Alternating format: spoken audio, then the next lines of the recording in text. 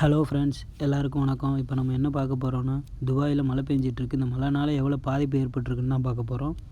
அங்கே பாருங்கள், சாலையில் எவ்வளோ தண்ணி நிற்கிதுன்னு. வாகனங்கள் போகிறதுக்கெலாம் ரொம்ப கஷ்டமாக இருக்குது. சில வாகனங்கள் தண்ணியிலே நின்றுச்சு போக முடியாமல். துபாயில் பெரும்பாலும் மழை பெய்ய வாய்ப்பே இருக்காது. அப்படி மழை பெஞ்சிச்சின்னா இப்படி தான் அங்கங்கே தேங்கி நிற்கும். இங்கே பாருங்கள், அதிகபட்சம் 2.5 மணி நேரம் தான் பெஞ்சிருக்கும் மழை.